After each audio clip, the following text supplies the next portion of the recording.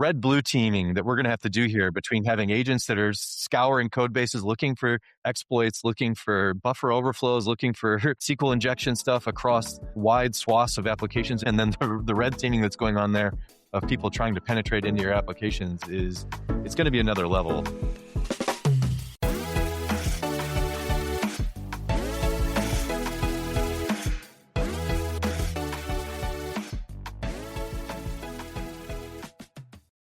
Welcome to the / podcast, where we lean into the future of IT by inviting fellow thought leaders, innovators, and problem solvers to slash through its complexity.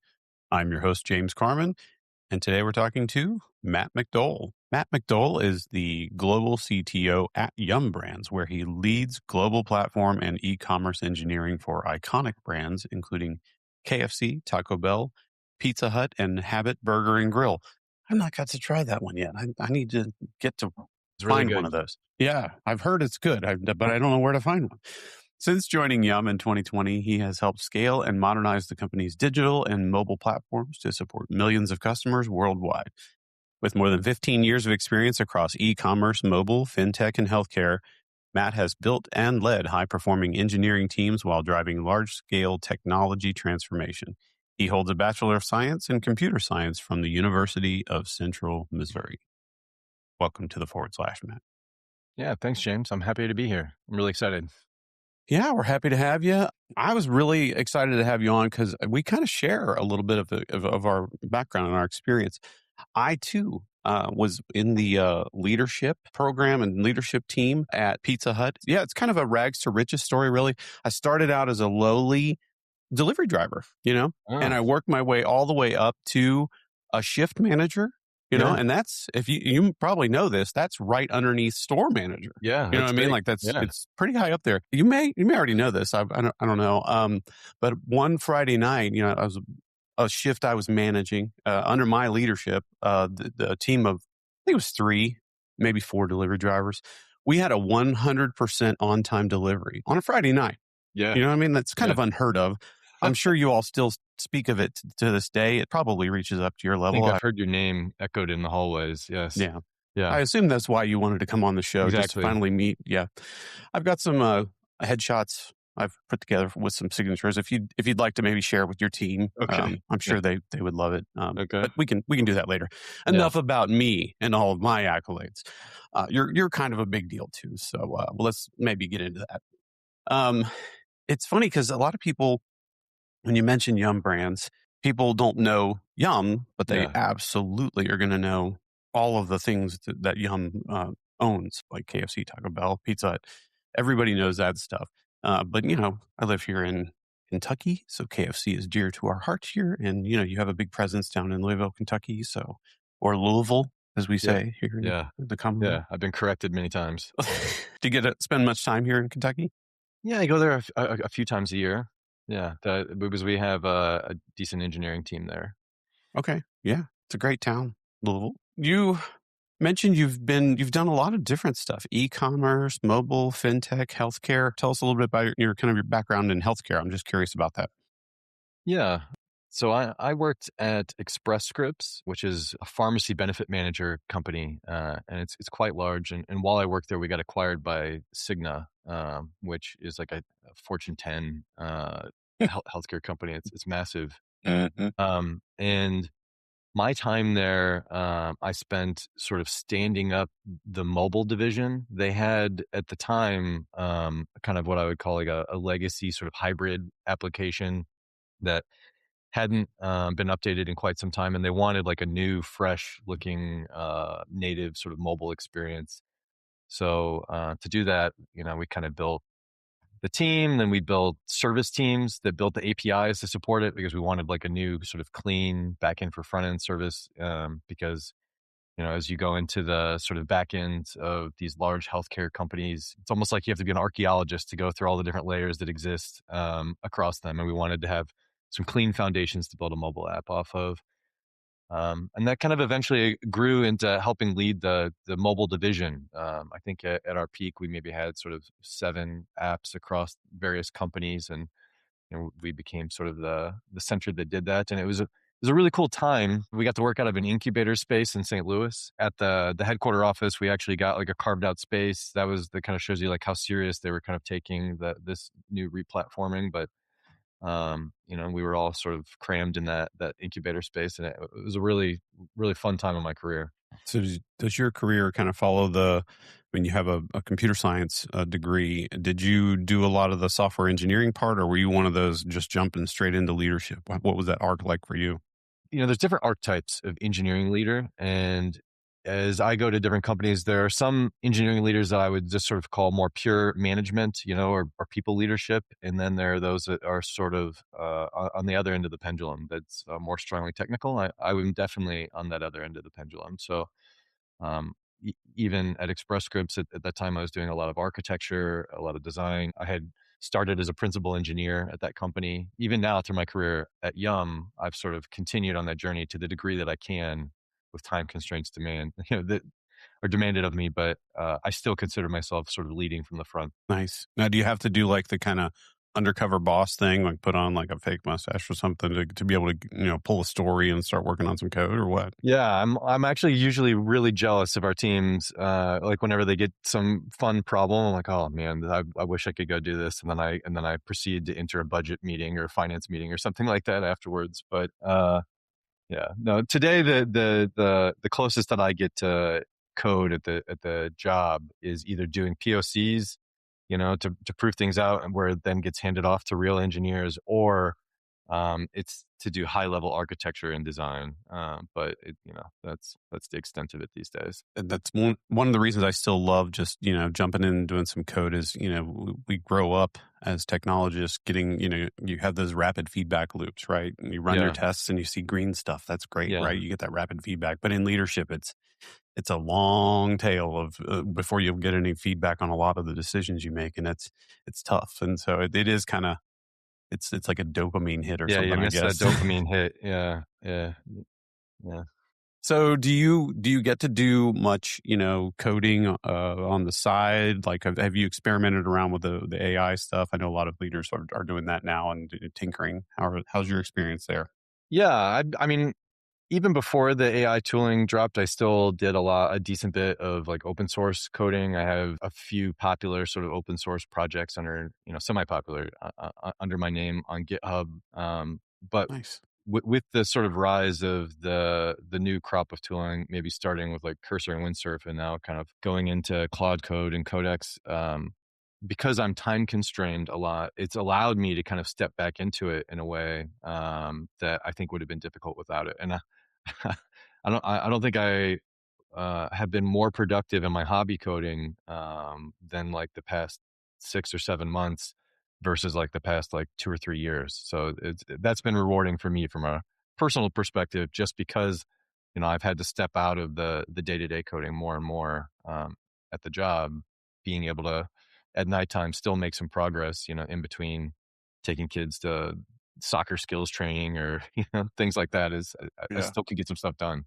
I think, because I guess, you and I are probably around the same, uh, you know, level of like getting to do coding these days, and we're kind of hobbyist level. Yeah. Do you think our experience, because my experience has been the same, it's been very refreshing to me of like, I might have these little side projects, and, when you sit down on a Saturday morning, you got a cup of coffee, and you're like, oh man, it's going to take me an hour to get back into this, blah, blah. I think all of that kind of has gone away. I can just jump right back into things quicker. It's definitely made my experience better. Um, what do you think about like the day-to-day folks, the people, this is their day job, this is what they do day in and day out. There's a whole slew of things that developers do on a day, and it's not just about slinging code. Yeah. What are some of those other areas where you kind of had, surprises where like, oh wow, this actually works really well for this use case too? Yeah. One of the things, that I think about a lot is, our devs have like on-call rotation, on-call schedule. And we have incident commanders that get spun up if there's an issue. We kind of pass around this virtual pager, and I'm seeing like a pretty decent benefit in during incidents for engineering teams to be able to sort of diagnose and debug issues that are kind of afflicting them. And one example, there was a story maybe 6 months ago where an incident got called, and engineers and the SRE team got paged because people were attempting to add a product to their cart for Pizza Hut. And this product had time availability on it, where it was only supposed to be available during a certain time. And as people were trying to add to their cart, it wasn't adding, even though we were within that time window. And, if they attempted to add it, it would say it's not available yet. And then after 15 minutes, it then would allow it to be added. But it was like 15 minutes after when we would expect. We have this library internally called Ocarina. That's like our time-based availability library. It's a Golang library that we have that is like doing all these time span calculations. This is like just such a fraught space. I think we probably have more unit tests on that library than probably any other library in the system. So my initial instinct was this has got to be another Ocarina bug, right? That we've encountered. So I joined the incident call, and I'm not incident commander on this call, so I'm just kind of in the background being silent. But I was kind of trying to poke around, seeing if I could find anything just in the background while I'm not disturbing anybody.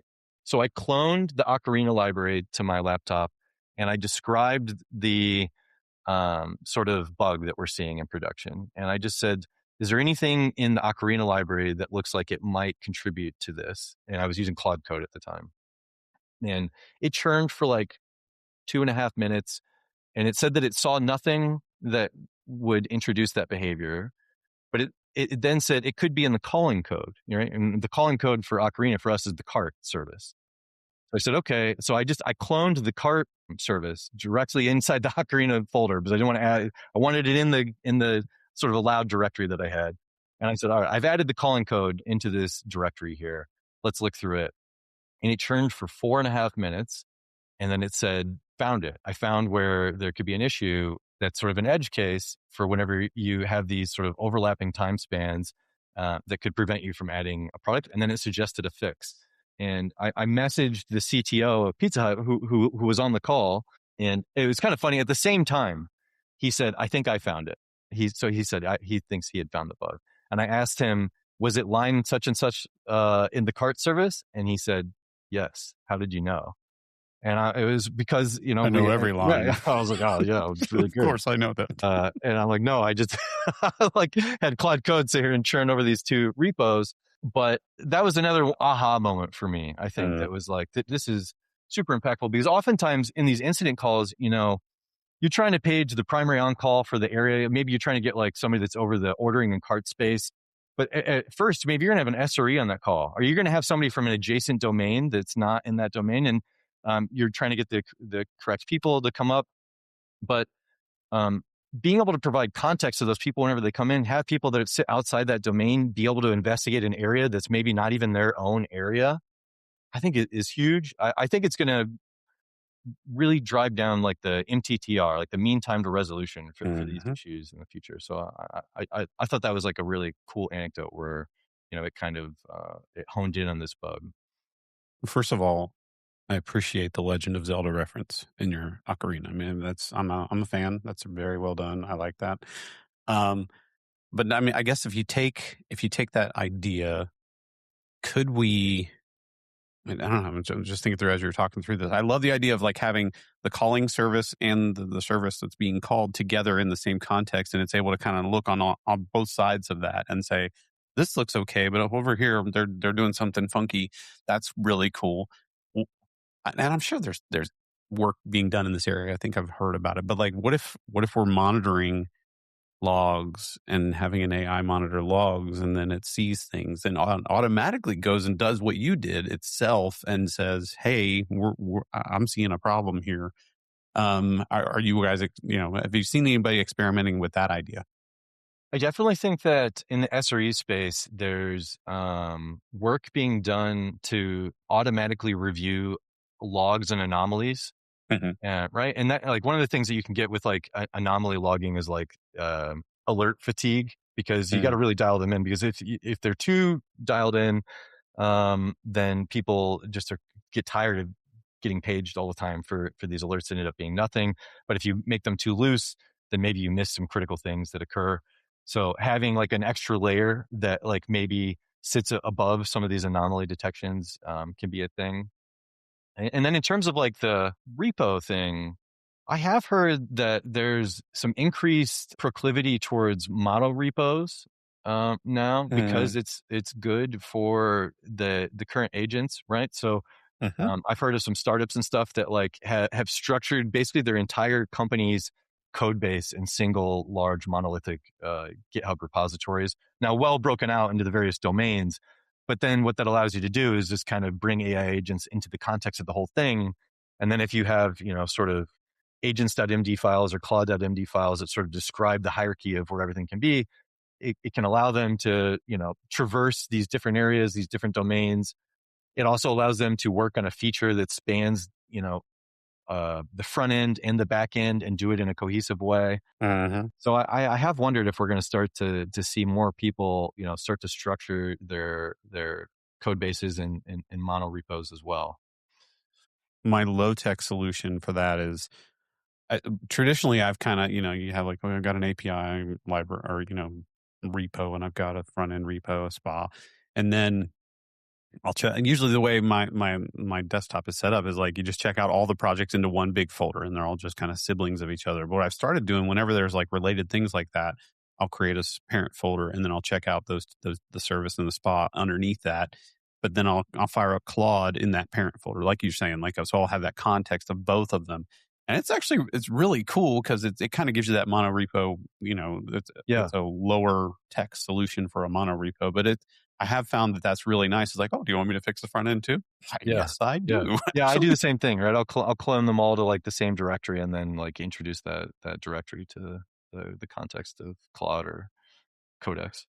now it took me a while to pick up on that idea. Right. For months I was just, hey, Claude in one window, Yes. can you give me a spec to tell the other Claude in the other window what to do, please? And Yeah. and then I finally aha moment after, I'm not real smart. It took me a while, but I figured it out finally, and then it's like, oh, this is like getting closer to nirvana for me for sure. There's another aspect of this too that I was talking with another engineering leader the other day, and this thought about ways to thread type safe domains across your layers, like your front end and your back end, and then your sort of data layer. So, like he had mentioned that they use something called TRPC to kind of create this sort of type safe API and then all the domain objects that span all of them. And I think that's going to be another thing. Like type safety is ended up being like a really strong benefit to agentic tooling because it gets that feedback loop really quickly about if it's broken something or if something has changed. And if you can have the same types and domains in some fashion, TRPC might be one way, or maybe there's other ways to do it as well that permeate all these layers. Where if you're changing one, you're changing another, and you can kind of share the base domain objects. I think that ends up being like an enabler for AI coding as well.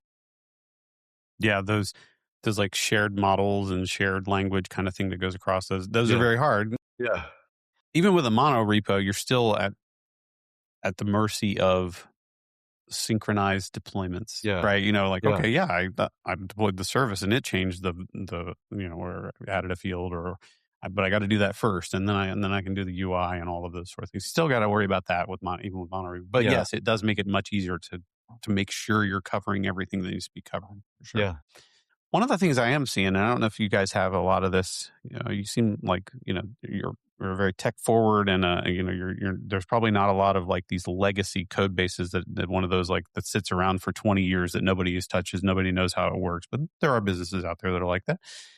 I have heard some of folks in the industry talking about like, well, we don't need to keep the person who's been employed here for 45 years that is the only person that knows this code base, and we can actually use AI if there is something that happens that goes bump in the night.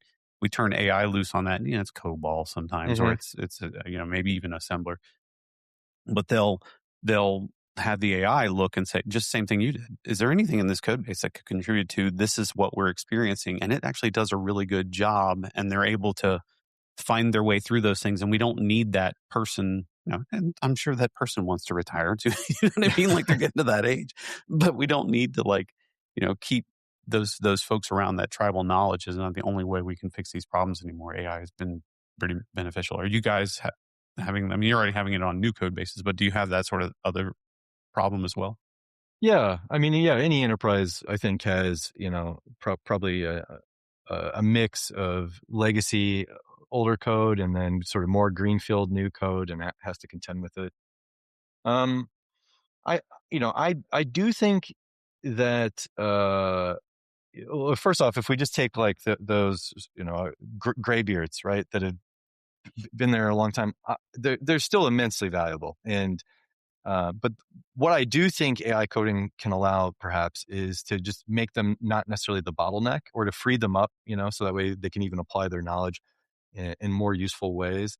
Um, I have found the AI coding to be really amazing at helping us document, Mm, legacy code bases. I do think whenever you're using AI coding to edit or affect change in code bases, the benefit gets less the more legacy and the larger the code base is. And I'm not saying that there's no benefit. I'm saying there's still benefit. But like if you have like a greenfield project or a really well structured new code base, I think that the AI coding is most impactful there, where it's mhm, able to do the most. Whenever you're dealing with very large legacy code bases, it is AI coding is amazing for having it sort of drill in and ask questions about it and try to discover things that, maybe you don't have enough coverage on this old code base, or like you said, somebody does retire and it's still something you need to maintain. um, but then whenever it goes to like actually making the changes in these legacy code bases, this is where I think we just need to be the most careful, because you know that sort of double-edged sword of like where the AI coding is like really good and where it can sometimes fall down is, it sometimes will, I'm sure you've seen this, like kind of reinvent the wheel of something. Like if there's, for example, an enum and a system like a authorization system that already exists in a code base, mhm, and then it gets a task to implement, an authorization task. You sometimes have the issue where it might locally create like an authorization system in in an area when there already exists one, because it doesn't have that global context. mhm, And the larger the code base that there is, the more that I think that this can impact it. And in some ways, I think it's an engineering problem and something that's going to continue to get better over time. But this is one of those areas where it's like you have to be pretty fastidious to make sure that like it's not sort of reinventing the wheel in an existing large code base and things like that. So I think it's both, can help on both sides. But I think it's really impactful if you're trying to just document those old code bases or answer questions. Well, I think one of the things I had heard that we're still kind of grappling with a little bit is like for a long time, if you'd look in Slack, there'd be a bunch of junior engineers, new hires on onboarding, asking a ton of questions about like, hey, why does this work like this? Why does this do like this? And those conversations happen, but they're a lot less frequent, because I think now junior engineers are just kind of asking this infinitely patient, sort of agent or oracle that's, that they have pointed at the code base, and it's answering the bulk of their questions.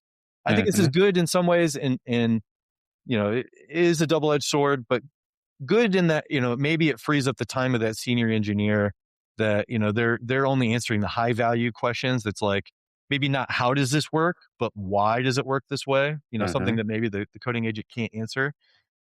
So yeah, I think we see some of that as well. Yeah, I think there's going to be some like weird side edge cases of like benefits that we didn't even foresee. But I absolutely with more junior folks, because we've all been there. We were all juniors at one time. You kind of feel embarrassed to ask a question sometime. I don't feel embarrassed to ask Claude, right? Like Right. I can ask a computer. It's not going to be, what are you, an idiot? It's not going to do that to you. So you'll ask those questions, and maybe you would ask them earlier and not spin your wheels so long. Where I like people to try to figure things out on their own. Yes. Yeah. So there's kind of that sweet spot of Yeah. like, don't just ask the question immediately of Right. Claude. Try to figure it Yeah. out. But I think they'll accelerate. Their growth will come faster for them than where they had to depend on and be apprehensive about coming and asking one of us pretentious old graybeards like me that are going to be Yeah. like, "What are you, an idiot?" Yeah. No, I don't do that. But that was my experience that would happen if when you ask a silly question or Right. you didn't Right. think it was Yeah. silly. Or There yeah. was always that apprehension of like, Yeah. oh man, they're going to think I'm an idiot, But Yeah, yeah. it's the Anyway. same. It's the same thing with Stack Overflow, right? Like somebody Mm, showed like that chart of like the traffic of Stack Overflow over time, and mm, um, I I think at one point in time, I was in like the top 0.1% of users on Stack Overflow in the early days. I think I was in there in beta and answered some question about how do you like convert a string to lowercase or something like that. One of those like low hanging fruit questions that then ends up getting like upvoted a million times. But Stack Overflow started to have a reputation where you kind of get these like moderators in that can like aggressively close questions as duplicates, or it just kind of makes it like an unwelcoming place Mhm. at times, right? An unwelcoming vibe if you're trying to learn and ask questions. And now people, like you said, they can just go. Nobody's embarrassed to go ask Claude. If anything, Claude is gonna be like, "No, you're a genius for asking this question. Like, this It's is the a great exact right question." question Yeah, you should be asking right yeah, now, and it shows that you're yeah, so smart. Yeah. yeah, Yeah, I mean, and the funny thing is Claude was trained on, these models were trained on Stack Overflow, so you would yeah, think that there might be like, "Actually, yeah, you asked me that question 2 months ago. I'm not gonna answer it. Go figure it out on your own." Like, yeah. yeah, yeah. We Yeah. don't want a Reddit moderator training in our LLMs. I think that would be bad. Yeah. Is their experience, you see, has that been is it different for them? Um, yeah, one of the things that's really surprised me about the rise of this tooling is just the diversity of uptake that it's had. Mhm. I feel like my intuition would have been that this technology drops and that it would just permeate and be widespread and everybody using it. But I think actually, as I look across the teams, it's kind of a natural distribution curve of you have some people that have strongly adopted it and they're using, they got multiple agents running at the same time. And then you have a non-trivial cohort of people that have not stepped in it either because maybe they find it intimidating or maybe they don't like, what this is, how they perceive this kind of driving change in an industry that they love, or skeptics of its efficacy. So I think it's a wide mix. I think you've got people that are just now dipping their toes in the water a little bit, and then you have some people that are just strongly adopting it in every aspect of their sort of day-to-day workflow. Yeah. I've seen the same thing. I mean, as you said, you have some people that are like, they can't have enough agents running at one time. There is no limit to them. But we've got, I mean, even some of our folks here at Liberty, we've got some folks that are kind of that no true Scotsman type of thing. Like, oh, Yes. no real software engineer needs AI. Yes. Those kind of things. The John Yes. Henrys of the world, right? Yes. Um, Uh, it didn't end up great for John Henry. no, I hope. I used that John Henry analogy with my team the other day, and then I felt old because nobody knew who John Like, Henry what are was. you So I was talking like, about? Okay, so I'm in good company because I've had the same thing happen to me.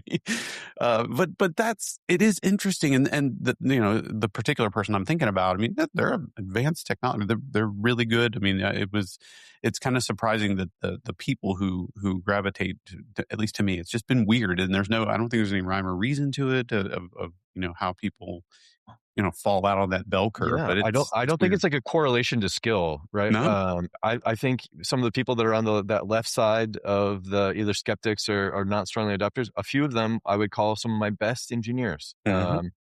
And then likewise, all up and down that gamut. So yeah, it's very interesting how people have sort of perceived this and how that is not correlated. I mean, it's funny. I heard somebody mention the other day that we're in the post-truth era because everything's fake. There's videos and all that. It's hard to know. Like you have some people saying, "Oh, we're never going to have developers again," and then you have some people. I think that last year we talked about in the prep call the METR study that Yeah, talked about like people were actually less productive with right, right, with right. AI. I think the scope of that study was early 2025, but I feel like something's changed in the latter part of 2025. You've had that same kind of perception. I think it seems like a lot of people will feel that. Yeah, I think so. I mean, first off, to the no developers anymore. I think there's a lot of hyperbole and hype, right, that flows around that actually does a large disservice to like the real value that people get out of these tools, right? So like, I think it turns some of those people off from using them because they can sense the hype and the untruth in those statements. But if there is real tangible benefit out of these tools, that is sort of like hiding it a little bit. Hmm. In terms of like the narrative changing, about 3 years ago, we did an internal study at Yum on the current crop of AI tooling, 2.5, 3 years ago or so. Like whenever it was like first kicking off, ChatGPT kicked off, and then there was like an early wave of AI coding tooling tools. Amazon had an early one.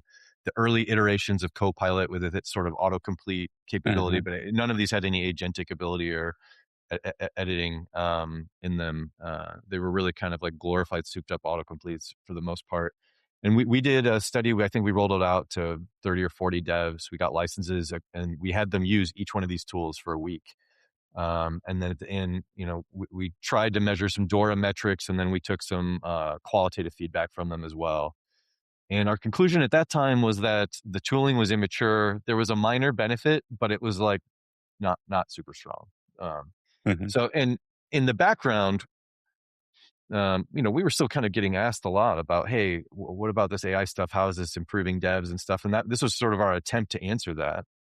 And the answer that was kind of coming back was like minor improvement for them. Like again, wasn't really matching up to the hype that everybody was hearing. So if we had senior executives or anything like asking us about, what's happening during that time, I think that was like surprising people. But there was at some point um, early last year, whenever Cursor hit, um, people started to, I think, see something a little bit there where, now finally, in the early days of Cursor, you had to at tag any file. You kind of still manage your context a lot.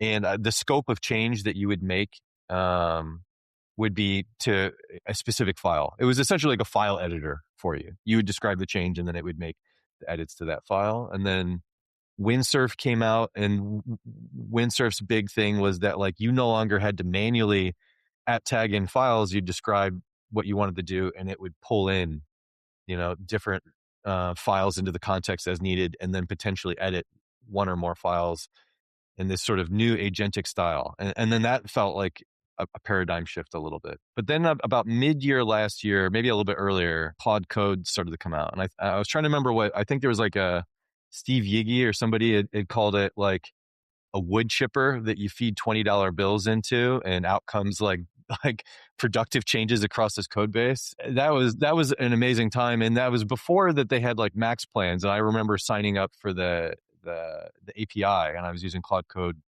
then, and it was expensive because you were burning through a lot of token usage, and if you had even a semi heavy day, it was like $100 for the day in API usage. But now we all have max plans, and everybody, I don't know if it's subsidized usage or if they've sort of also made it more efficient, or maybe both.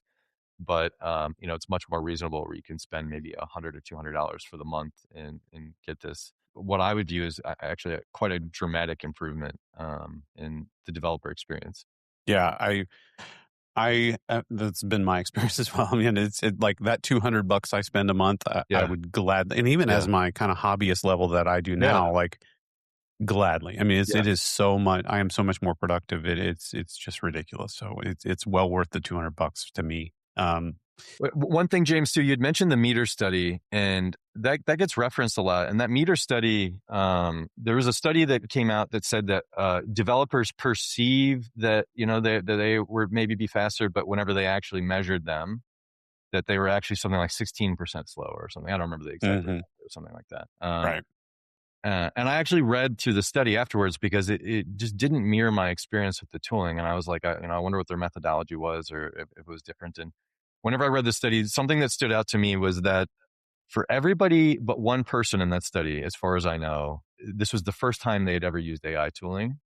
And for me, that has to be a strong contributing impact. This is a kind of a new skill set that you have to learn the sort of pitfalls of and the strengths of, and like where you can use it. And the one person in that study that had used it before actually did show a dramatic improvement.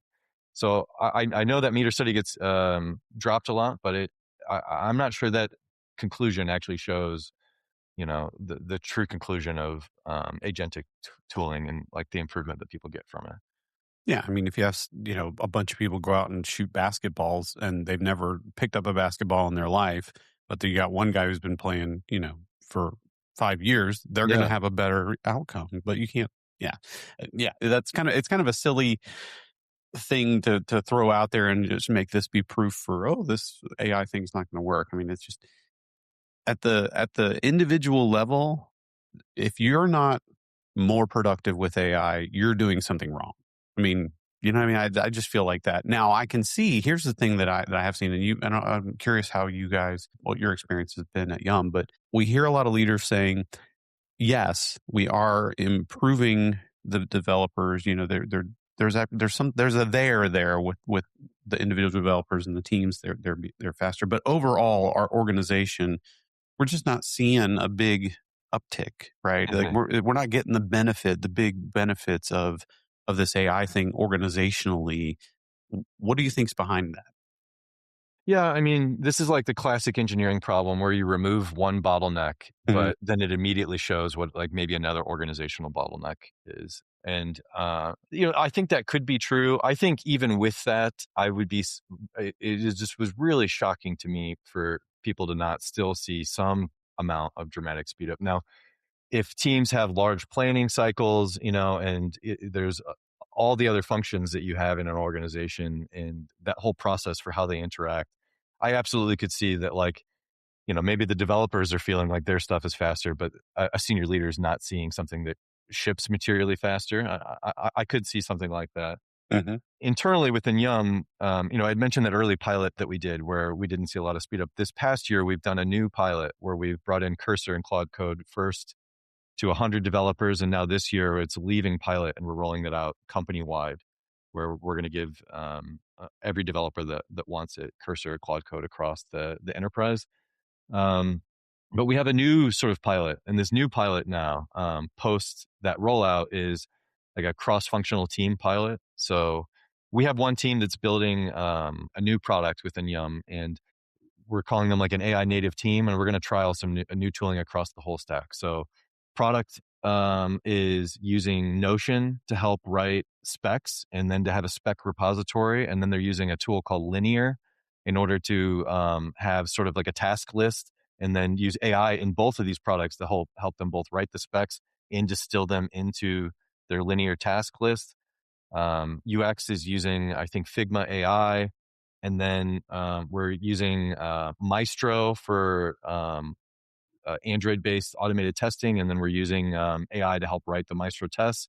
So across product, UX, engineering, and QE, we're trying to give them the best-in-class tools, and kind of, I think, to attempt to see, can we remove those other bottlenecks, and actually see a bigger material improvement, like, for the organization, not just for a single function. it is an interesting pattern. It seems like we started with the teams, the developers, which seems like where we always start, and we always have to make them faster. But then now we're moving kind of upstream, seems to be the primary direction everybody is moving right now. Well, we got to fix all the things upstream from them to get the work to the development teams faster. I don't see a lot of emphasis on. I mean, there are things going on downstream, like deployments and platform engineering and those sort of things are there's some uptake down there and downstream, but I don't see a big emphasis on that. Is that, do you feel like that's, we've already kind of optimized that, or is there not as much of a benefit downstream from the development teams? What do you think's behind that kind of pattern? James, whenever you say downstream from the development teams, do you mean like post release or in the release process, or can you? Yeah, I guess like once the code is done and Mm, from the CI/CD pipeline to deployment and care and feeding kind of the realm of the product. And again, I know it's never done, but like the post development part of the SDLC, and how do we get this stuff deployed out into our environments? How do we monitor it and all of those sort of things? I don't. I know there are some things going on, but it yeah, seems like the bulk of the emphasis is from the development team upstream, not going downstream. What do you think?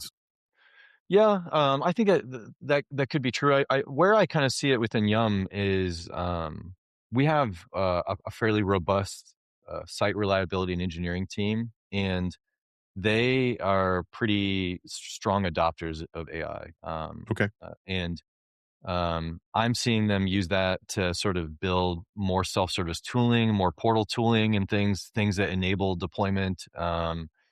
So I am seeing stronger adoption from them. But I think that's what it takes is like if you have separate teams that are kind of like your SRE team or your DevOps team, this applies to them as well. And this is just as impactful to their field as it is to, say, pure engineering teams.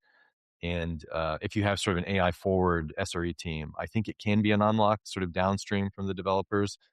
And then, also downstream from whenever we write code, I'm starting to see some adoption of tooling. We're trialing two different tools for enhanced AI code review, Mm. which is like a downstream task. There's new AI native security scanning tools, that are starting to get integrated in that sort of SDLC and CI/CD pipelines. And I think that's only going to enhance. Like honestly, like the security implications of having these strong coding agents is quite large, and I don't think has been fully felt by the industry yet. But I think that is definitely coming. Just having this sort of semi-autonomous agent that can sit there and plug away, looking for exploits, looking for buffer overflows, looking for SQL injection stuff across wide swaths of applications. It never gets tired. The the red blue teaming that we're going to have to do here between having agents that are scouring code bases looking for the same, and then the red teaming that's going on there of people trying to penetrate into your applications is it's going to be another level. Yeah.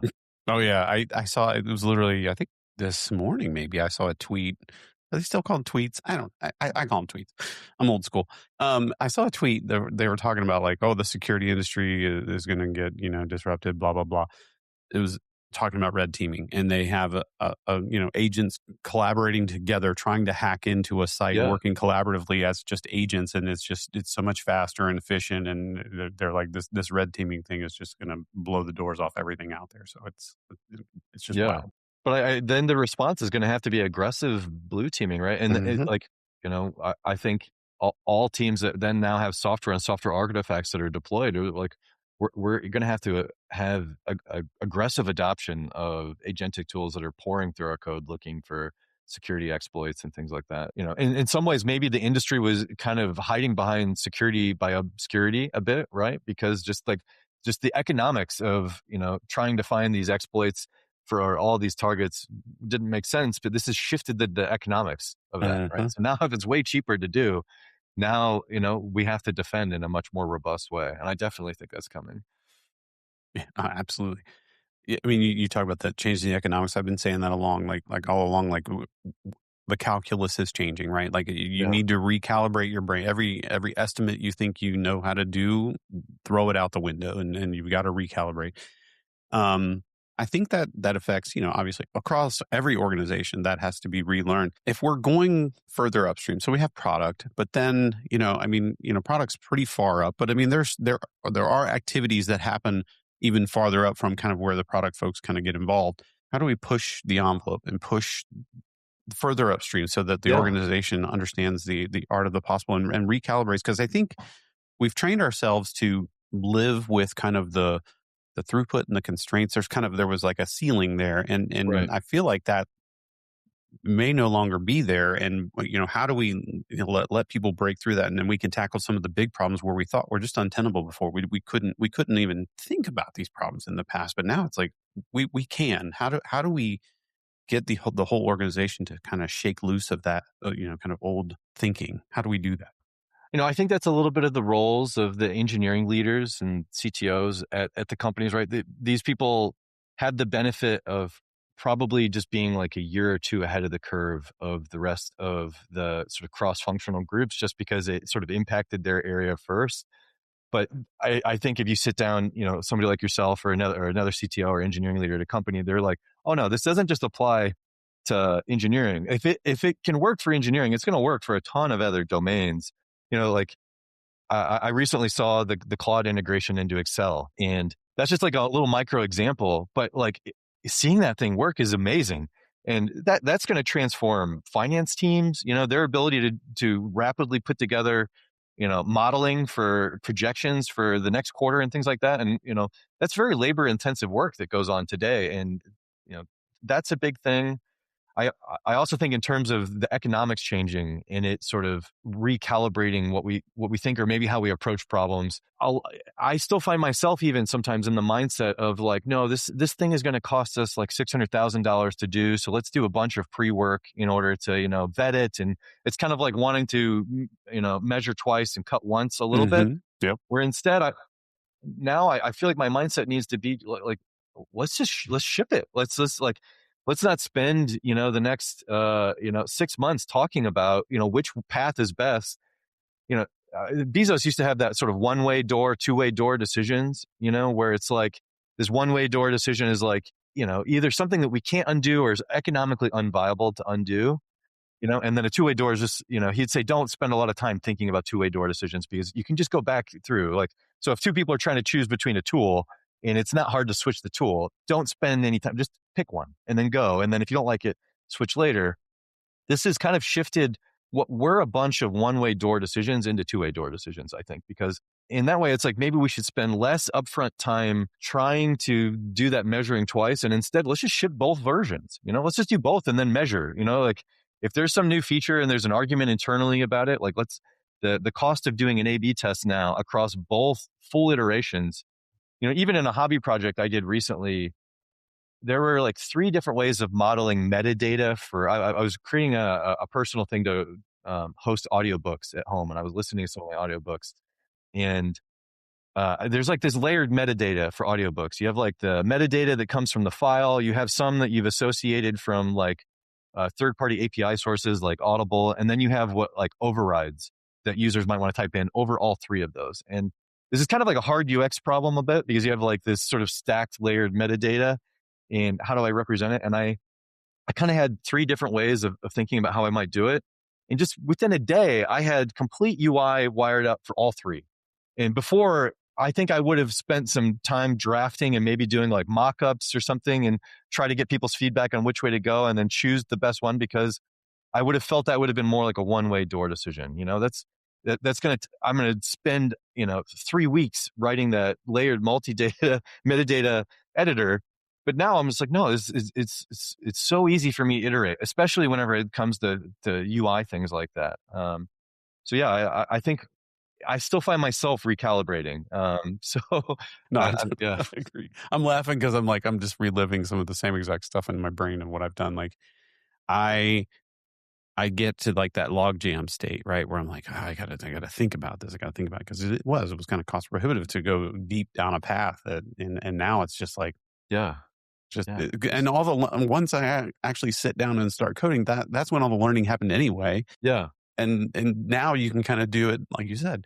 Let's just try all Let's 3 just do different it. Yeah, let's approaches just do and all let's 3. take a Yeah, the look and cost see of what. it is dropped. Like Yeah, I would rather see all 3 and feel them and then know which one is best from that. Like, yeah, yeah. Because even if I did spend a week thinking through it with my vast brain, and then I would start coding. And I'm like, oh yeah, this sucks. That actually isn't a great way to yeah, do it. And yeah, it's just yeah. You had you gone don't need down to a do that. dead end, right? And then yeah, Yeah, I can do 3 dead ends all yeah, at the same time.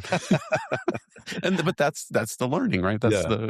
the Edison 1,000 different ways to not build a light bulb thing, right? Like Right. that's Yeah, exactly. we can do those Yeah. We can all all be at the same Edisons time. for way cheaper now. Yeah. Yeah, exactly. Okay, so are you all looking at that we've talked about using AI as a tool for ourselves, but our users are now coming to expect that the products that we build now are incorporating AI. Have Yeah. you all, what's your experience been with that kind of starting to incorporate AI, workflows into your products? Yeah.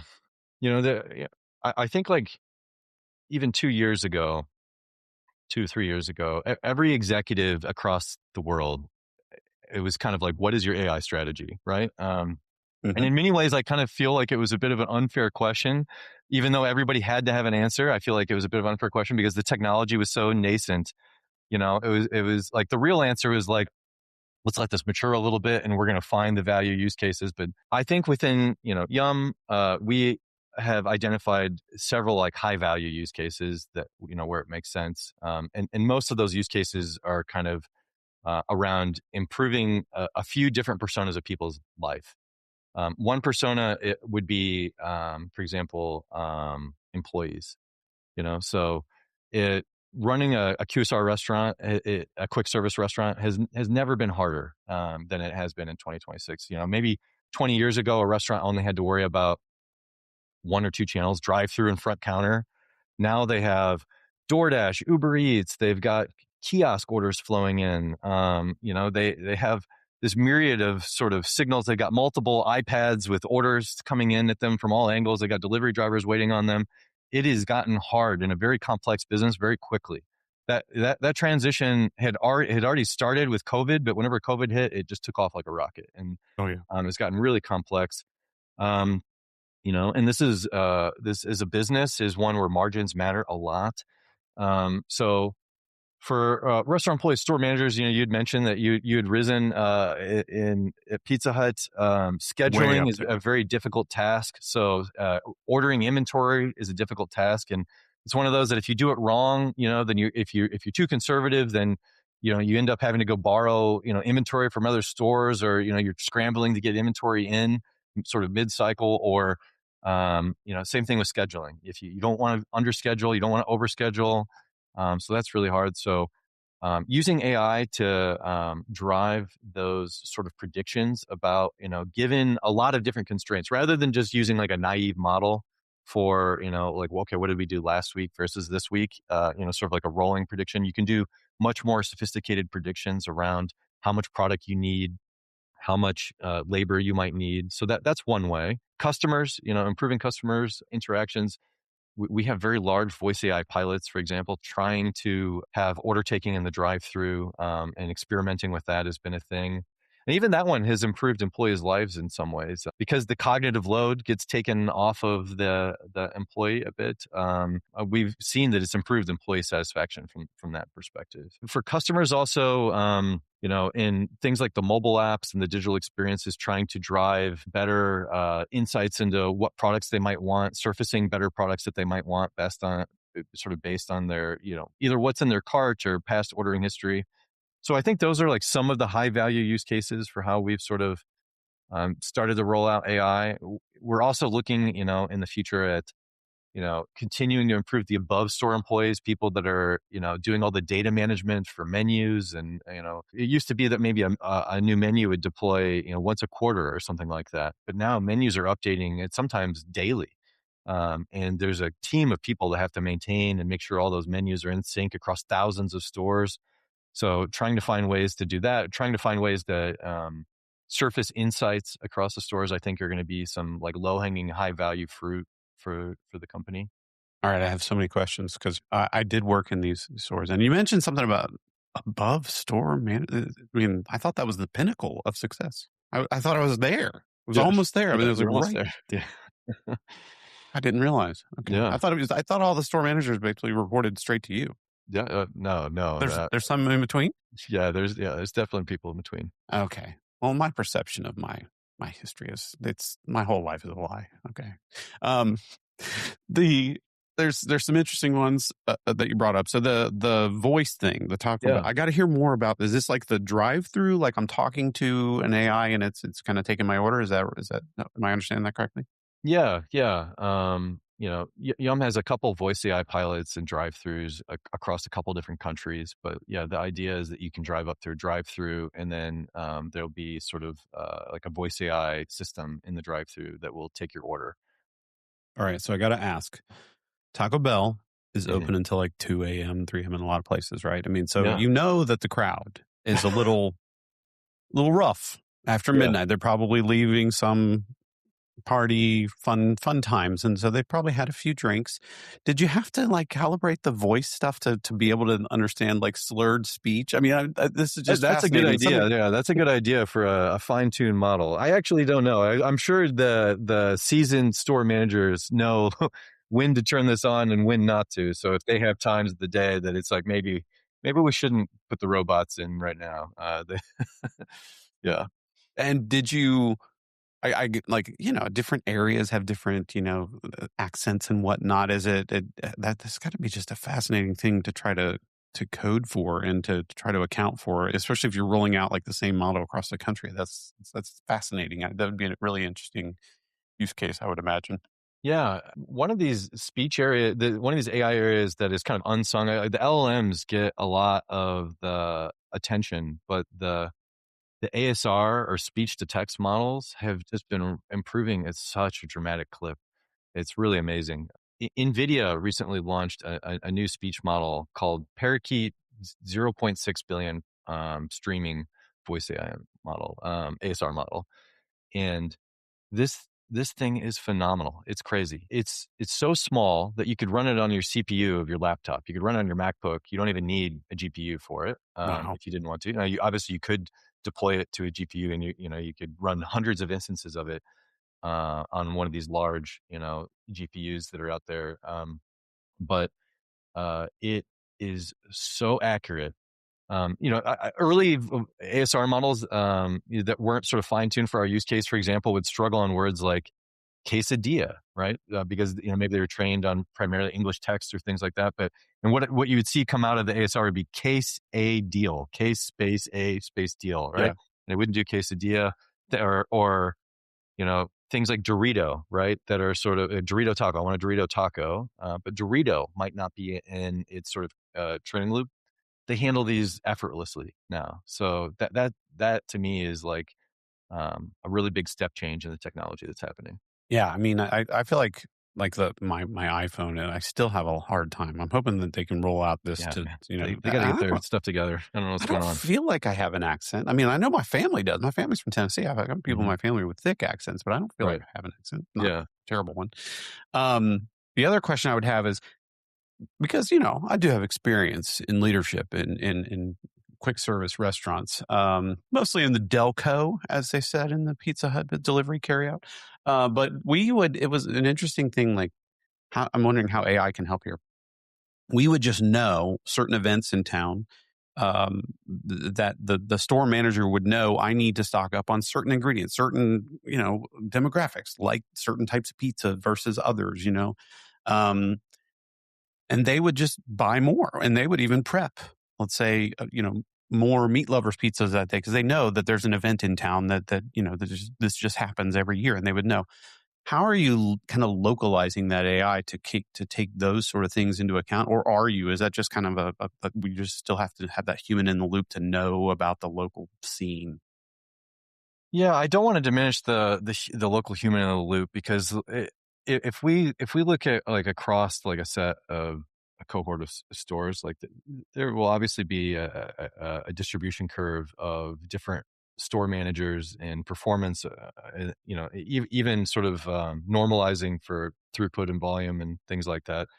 And there are just some store managers that are amazing. They know their markets better than anybody. They've been at those stores for 15 years. They know if there's if it's in the UK, if there's a football match that that's happening, that they need to override the projections Hmm. and actually order more. KFC is kind of a unique business because some businesses are like make the food just in time, but for KFC, if you're trying to make the food when you need it, like you're not going to be ready. You have to prep the chicken a little bit ahead of time for the customers coming in, and that's actually a pretty challenging operations problem, because if you're off, then people are waiting, or you can't hit all the sales that you would want to.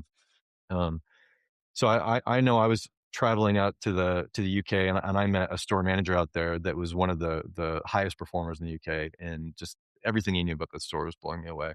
I think we do have ideas around trying to drive insights in the store around things like this is like a common industry term, not just in QSR, but next best action. Hmm. Like how can we kind of train a model that knows more about the store and its operations and all the inputs and stuff that are going into it, and help be sort of like the rising tide that lifts all boats, that, can make all stores kind of operate like some of those very high performing stores, because they have something that tells them, hey, like right now, what is the next best action that this store should do?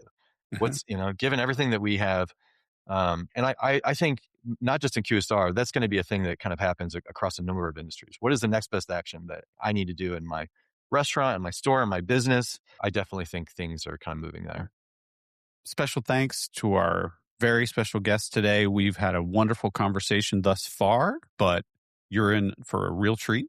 It's our first ever 2-part episode of the Forward Slash. We're going to take a break. We'll see you on the next episode. Be sure to tune in. The Forward Slash podcast is created by Calibrity. The Forward Slash team is director and producer Ryan Wilson, editing by Steve Baradelli, marketing support by Taylor Blessing, and I'm your host, James Carman. Thanks for listening.